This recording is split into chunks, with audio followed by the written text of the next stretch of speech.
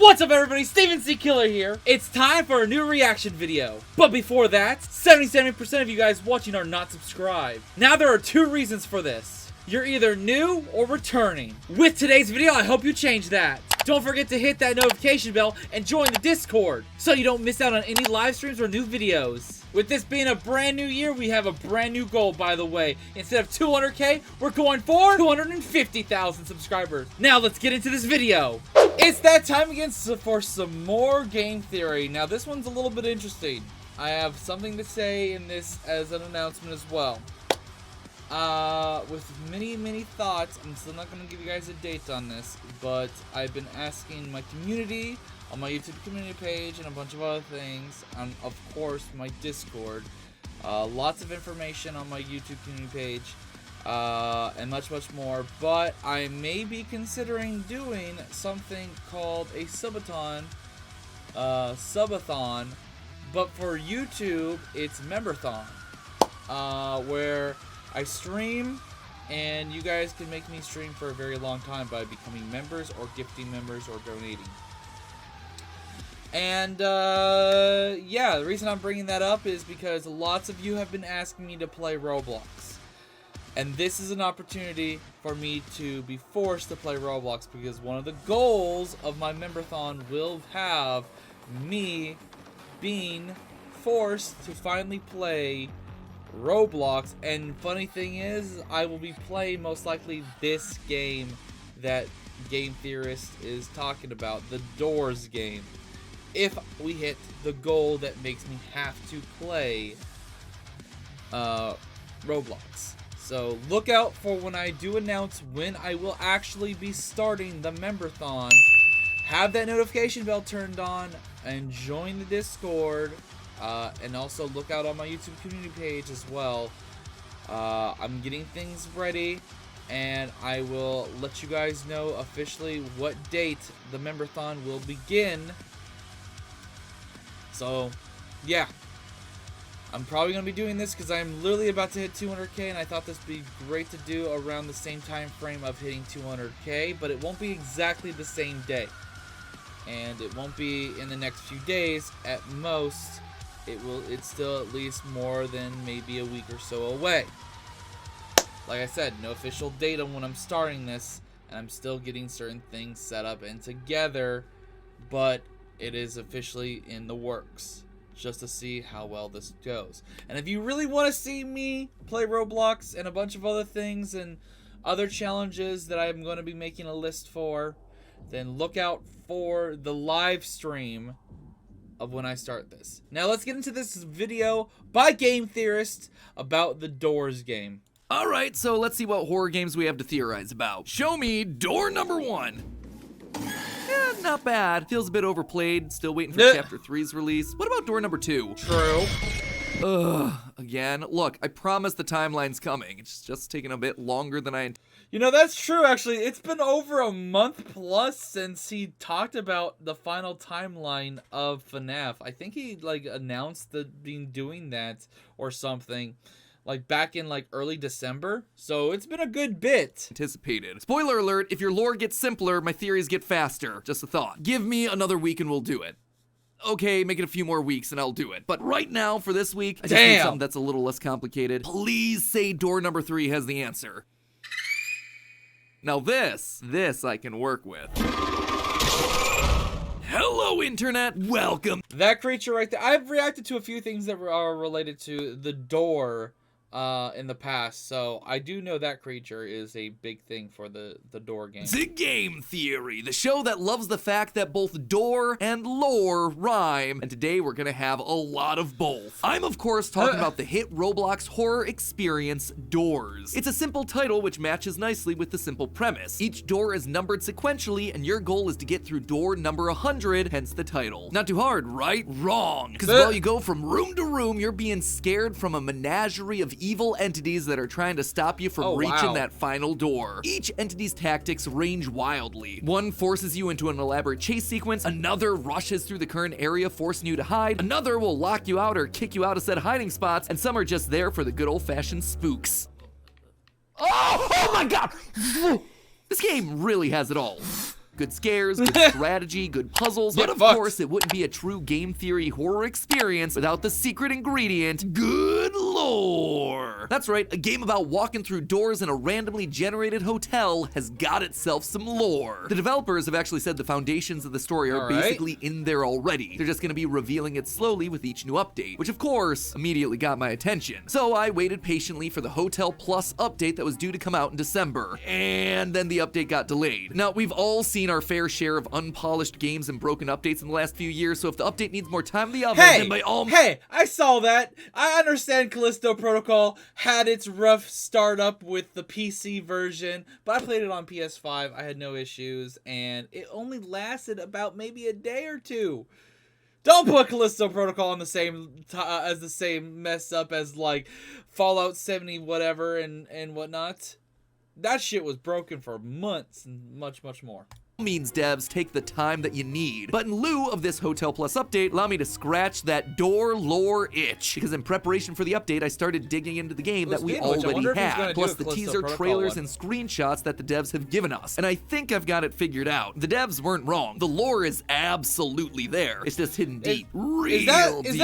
That's a motherfucking, that's the fucking troll face without him smiling. Almost as deep as wherever we're gonna end up in the Floor 2 update. So pack your bags, theorists, because we've got a one-way trip through history, magic, and a classic battle between good and evil. Let's check in. First of all, where are we? Obviously, it's a hotel, but it's not really normal. And I'm not talking about the randomized layout. At first glance, it might trick you into thinking it's normal, with a reception desk, bedrooms, hallways. Sure, the furniture reads a little old, probably from around the 1940s or 50s, but on the whole, it's pretty standard stuff. Sure, one of the new teased images does look a little bit strange, stone walls and big barrels, but yeah, it's most likely designed to be a wine cellar, which wouldn't be unheard of for a hotel, especially as Prohibition ended in 1933 in the US, thereby allowing establishments like hotels to serve alcohol to customers. What's really odd is the second teased image. It's a large room filled with beds from end to end. Maybe the hotel's able to offer cheaper rates if you're willing to bunk with 10 other people in the same room, except that isn't what the room's for. Along with the image, we were given its name, the infirmary. Why on earth would there be an infirmary in a hotel? I'll tell you why. It's because that's exactly what hotels were used for during the 1940s, especially during World War II. During the war, the country was in need of more hospitals for fairly obvious reasons, but they didn't want to have to build a bunch of new hospitals that would then become useless at the end of the war. So instead, they started working with private businesses to turn their establishments into makeshift hospitals, and hotels were candidate number one for this sort of thing. They had lots of elevators to transport patients and equipment, they had lots of rooms for people to stay in, and best of all, because of the war, people weren't traveling or going on vacation, so the hotels were largely going unused. So while it seems weird to see an infirmary in a hotel, it's actually not outside the realm of possibility. That, plus the 40s style of furniture, tells us that what we're exploring here is a haunted hotel that was an active hospital during World War II. And given the monsters roam in the hallways and the damage that we see across various rooms, it's unlikely that anyone has occupied this place since. So then, why are we here now? It's not exactly the 5-star establishment anyone would be expecting for their weekend getaway. But even if we wanted to check out, we can't come back. And I do mean that literally. If you take a look at the bridge that we crossed to get here, you'll see that it's now broken, with planks of wood just floating around in midair. Whatever's in this hotel, it doesn't want us to leave. But here's the real twist, we don't want to leave either. If you die during your playthrough, you'll be shown a death screen depending on what entity you died to. These death screens are mostly there to give us hints, telling us how to avoid dying to the same entity again. However, the way these hints are phrased can be pretty darn interesting. Most of the time it just says, you died to whatever entity, but sometimes it rephrases it slightly. You died to who you call Halt. You died to who you call Ambush. You died to who you call the Figure. These entities don't have names, or at least none that we know of. The names that we're calling them are names that have been given to them by us, something that one of the devs confirmed on Twitter. What's also interesting is that these versions of the death messages occur during your first Even if you death die, to you don't these truly entities, stay which dead. means that we already have names for them before we've ever encountered them. Apparently, we already know about them and the hotel before we've ever stepped foot in here. But how can that be? Well, for that, we actually have to look at the game's history. During the development for Doors, before the entities were called entities, there was a different name being considered cryptids. Cryptids are creatures that some believe exist, but have never truly been proven to exist by modern science. Think things like the Loch Ness Monster or Bigfoot. If these entities were originally going to be called cryptids, and the names we refer to them as were given to them by us, the player, then we must be someone someone interested in them specifically, also known as a cryptozoologist. And no, that's not just someone who works for Logan Paul's recent NFT scam. A cryptozoologist is someone that studies the pseudoscience of cryptids and commits themselves to proving their existence. And who wouldn't want to trust a guy dressed like this? We didn't come here for a nice weekend getaway, friends. We are here because we know about these entities and we want to learn more about them. Only, we may have bitten off more than we can chew. Not only are the entities very real, but they're powerful, scary, and above all,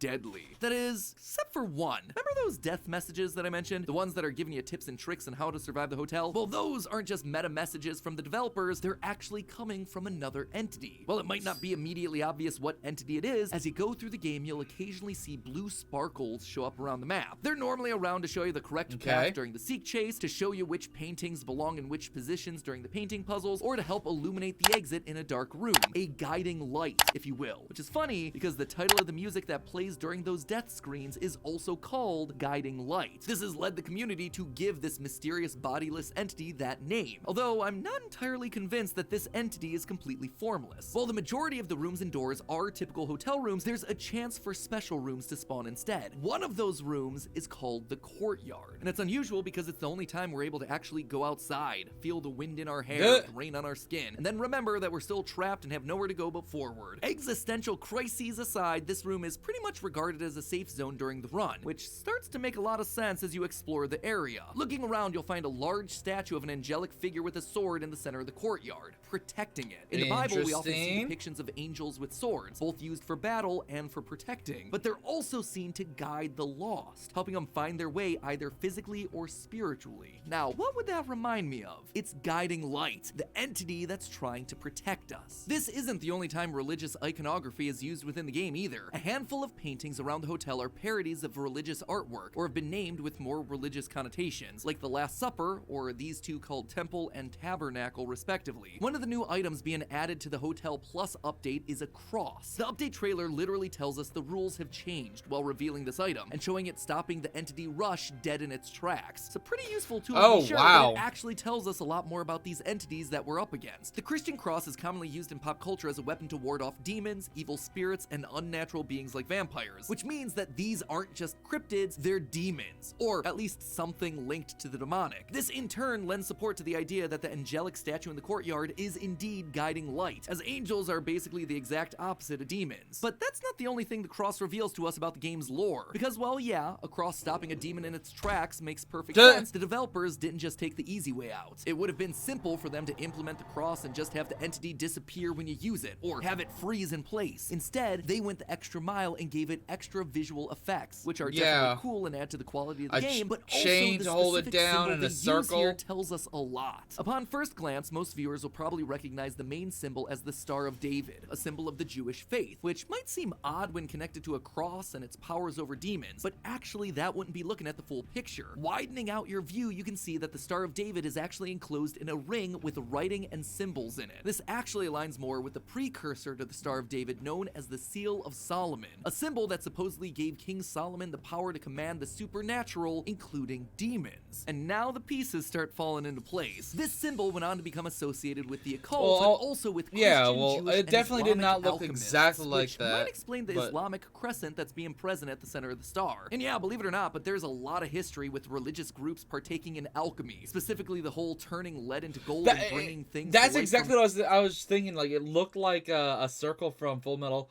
Alchemist. Like Full Metal Alchemist Brotherhood wise, it looked like an alchemy circle.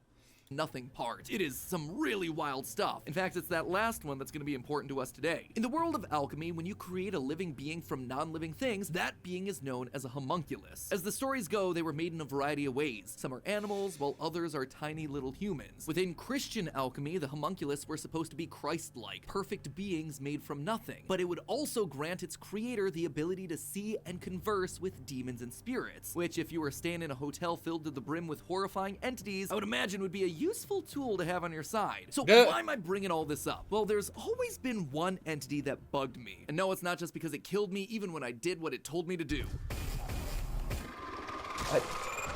Let's control your breathing. Yeah, okay. I was pressing Q or E. No! You can only revive and run once? No! The figure always felt like the odd one out. Most of these entities are ghostly figures, black and white with overly distorted faces. Seek may appear in a human form during the chase, but it's basically a collection of eyes and black goo. But the figure, it's a humanoid monster that's covered in flesh, bones, and teeth. Thematically, the figure just doesn't feel like it belongs until you look at how a homunculus is made. One method to create a homunculus is to combine bones, skin, and hair in a bag, and then bury that bag surrounded by horse manure for 40 days. Dig it up and hooray, you got yourself one stinky bag and supposedly a living creature. Now, let's just take a look at those What the fuck? ingredients again. Bones and flesh. It's a perfect match for our pal, the figure. That's why this monster is Where's different. where's the hair? Isn't a spirit or a demon like all the others. It's an actual monster created using living tissue. Imagine the scene, if you will. World War II is going on. People are being injured left, right, and center. A random hotel is transformed into a makeshift hospital in order to manage the amount of injured people throughout the city. People are dying agonizing deaths, and their angry spirits refuse to move on. Religious figures in the community, like nuns, offer to join in helping nurse these people back to health, but not everyone has good intentions. It's World War II after all. The Nazis are performing horrific experiments on the wounded. Experiments that'll fuse the injured, dying, and rotten flesh, bone, and hair to create new life. The figure is born from these such experiments. Meanwhile, the prayers of the religious figures don't fall on deaf ears. They pray for divine intervention. They pray for an angel to protect them. And lo and behold, their prayers get answered. The guiding light traps the demons in the hotel, mixing up the rooms randomly, turning the hotel into a labyrinth that these entities get lost within. The hotel eventually falls into silence and obscurity. Nobody left inside, nobody willing to enter. The only thing that remains are stories of strange creatures that roam the hallways. Some ghostly, some made of flesh and bone. Most people would steer clear of a place like this, but one cryptozoologist took interest and decided to make a visit to this hallowed location. Guiding light saw us and destroyed the bridge outside, stopping us from ever leaving. Not because they want us to perish, but because they know the secrets of this place have to remain hidden. And that, my friends, is what I suspect to be the lore of Roblox. Like I said at the start, this stuff was very deep in here. But I'm really glad the developers are giving us some really interesting things to chew on, especially with all the new teased content they're releasing as part of the update. I am more excited than ever for this game. Honestly, I wouldn't be surprised if when they finally get around to releasing Floor 2, we end up seeing occult markings on the walls, the skeletons of dead clergymen, maybe even a summoning circle with a big old pile of bones in the middle. I guess we're just gonna have to wait and see. In the meantime, remember, it's all just a theory. A game theory. Thanks Not for bad watching. theory on the lore of the If you game. don't want to stop the Roblox horror party, you could always go and check the video on the left where we talk about the lore hiding inside Roblox's rainbow friends. Or if you're just into indie horror games, why not check out our video diving into the lore I just of beat this Choo-Choo game. Charles. Literally Honestly, 2 days it was a ago. wild Anyways, that was interesting. Now I have some lore knowledge. If you guys are able to hit a goal, which will force me to play the door game, and aka Roblox in general. And yeah, we'll see how that goes. Look out for whenever I do that announcement, and I'll see you guys in the next video. Stay subscribed, hit the notification bell if you haven't already, join the Discord, and like this video. I'll see you in the next one. Bye! This is the Prince of the motherfucking Saiyans, and I am ordering you to subscribe to Steven Z. Killer!